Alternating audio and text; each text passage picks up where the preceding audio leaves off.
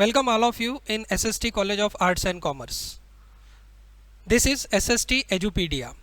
I am Assistant Professor Deepak Gawade.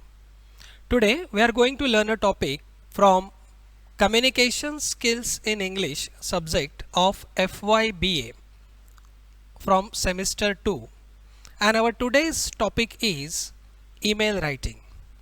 All of you know that in today's age of technology everybody has to write email, and email is the fastest means of communication. So email has gained lots of importance in communication. So everybody must be aware about how to write an email. So today in this lecture we will learn about how to draft effective email. So before starting, what we are going to learn in this lecture: what is an email, how to make an effective email, some few common email habits that cause problems, structure of email, then we will learn the style, some other important aspects regarding email, and few discussion will be there. So basically, what is an email? So you know what is an email. It is text based mail sent via the computer from one person to another. It is used through a push technology and it waits for you. So email requires internet connection, and all of you may be having your email account. So you require to send mails. So how to make an effective email? While sending email, you should be very careful to whom you are sending. Means who is your audience. You have to understand your audience first. Then how many people are there to whom you want to send the email? Number of people. Then while composing email, you should take care of heading, means what is the subject of the mail. Then your message should be very short and clear, and there should be proper purpose of your email, because communication is not there without any objective. There should be purpose of writing email, so it should be very clear to you in your mind. Now let's try to understand few common email habits that cause problems. If we overcome these habits, we can make our email more effective. So what are those habits? Changing the topic without changing the subject. Many times we change the topic without changing the subject line. So when you are changing the topic, you have to change the subject also. Including multiple subject. This mistake should be avoided. When we are writing email, we should write one email on one particular subject only. If you want to send another subjects or mention another subject, so write another email. Misaddress recipients. Many times this mistake happens. See, when we send letters, we are having proper addresses of our recipients. Likewise, when we want to send email, we should have the proper email address of the recipient. And while writing the address, we should be very careful about it, because if the proper recipient will not be there, your email will bounce back to you. It will return to you by the browser. Displaying addresses of recipients who are strangers to each other. We should not display. Suppose we want to send one email to many people. So at this time, if suppose they are not familiar to each other, they are stranger to each other, so we should not display their addresses to each other. And many times we forward without replying it. Now let's try to understand what is the structure of email. There is address, means to whom we are sending the email. Then subject, means what is the subject of our email, about what we are writing. Message text, that means the body copy of the email. Then attachments. Now you know that with email we can send some files, that may be Word files, PDF file, even you can send images, or even you can send videos. So it will be very useful for you if you use email. And then signature, means like later we put signature in email, but it is not manual signature. Now let's try to understand it one by one. Addressing. So it is the address of the recipient. Now email address, for example, suppose my email address is deepakgawade@sstcollege.edu.in. So when you will send the email, you should mention email address properly.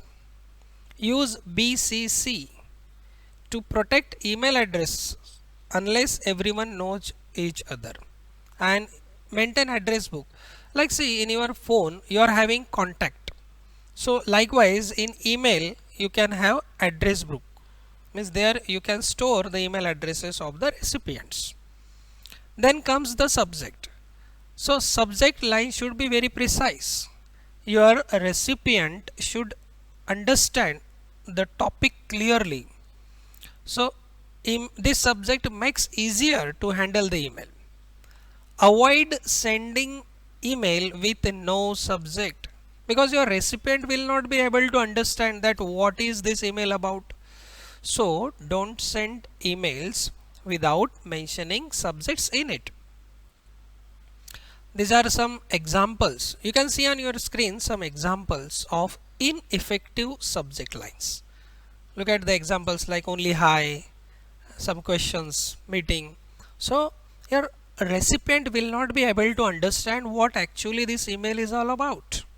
So how you have to draft effective subject lines? Now let's see on your screen effective subject lines. There are some examples like party planning meeting rescheduled for 3 p.m. So from this subject, your receiver or the recipient will come to know what is this email about. Then for example, help, I can't find the draft for the Smith paper. A reminder, peer review articles due tomorrow. Or questions about sociology 210 project. Or congratulations to Jay for winning prize. So these are the examples of effective subject lines. So when you will write email, you should be very careful about your subject. You have to mention the subject properly in your email.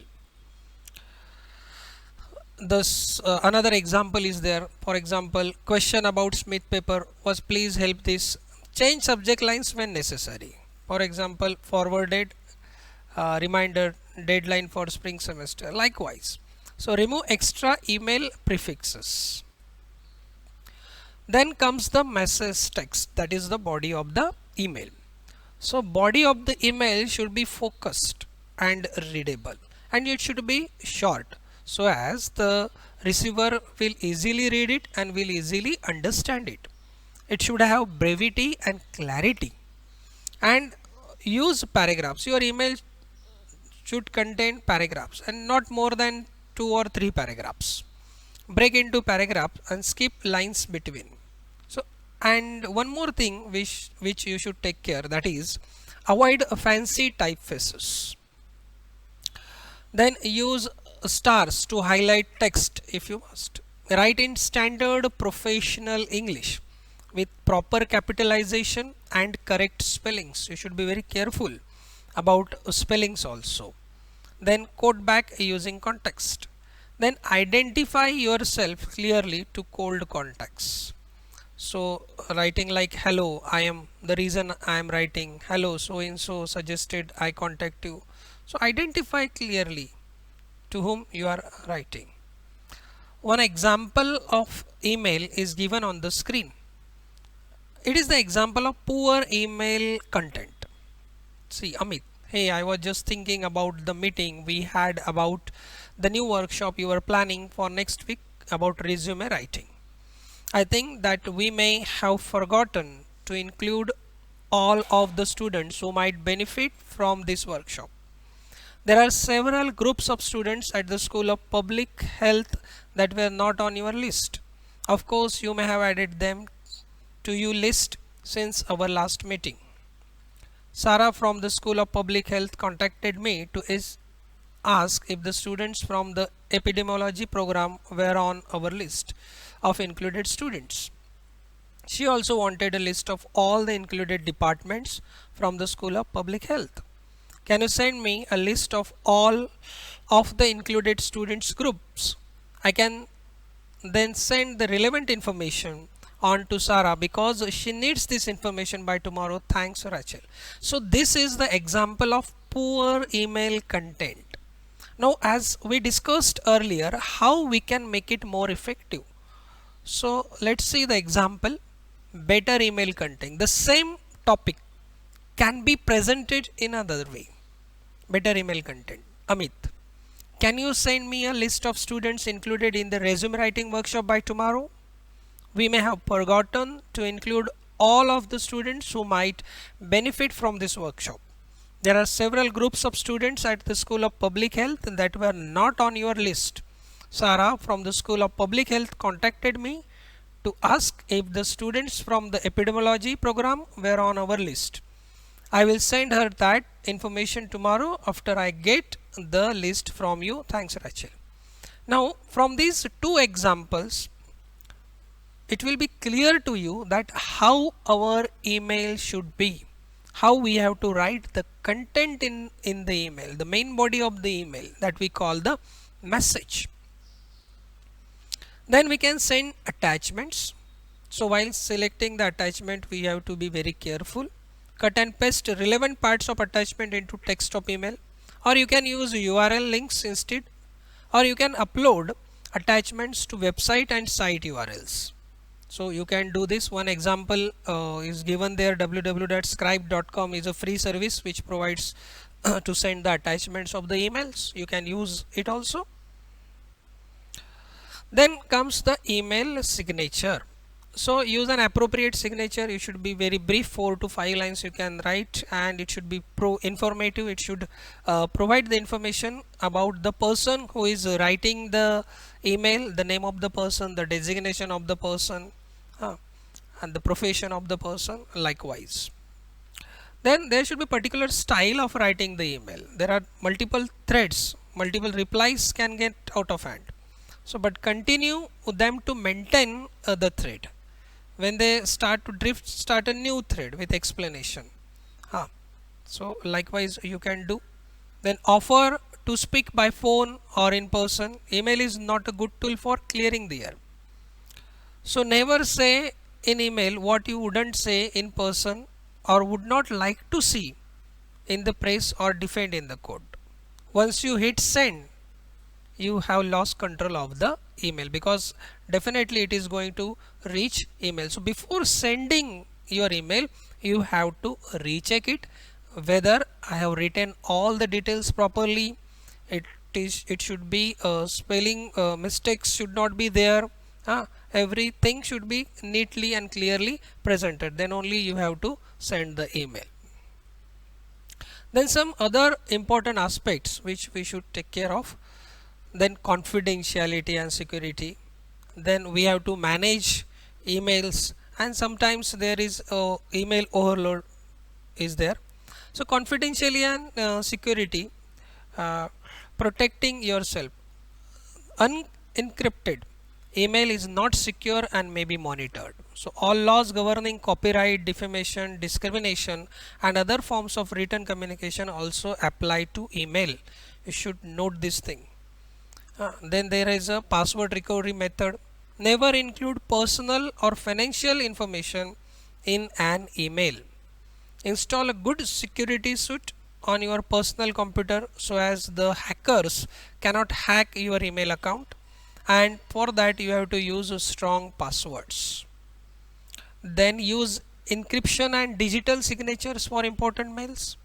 Then you should have separate free mail account for newsletters, white paper registration, etc.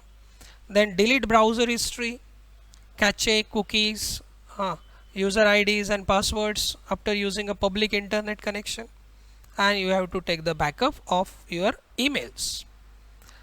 Then there is a problem of overloading of emails. So a problem that affects nearly everyone with an email account.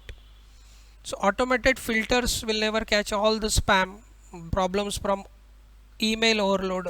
We have to take longer to find a specific message, and it becomes very stressful. So how to manage email overload? Choose your service provider wisely and do inbox check on a regular basis. You have to check the inbox on a regular basis. Then organize email into folders. and keep a copy of all sent email. Take a review and you have to clean out folders periodically. So this is all about email writing.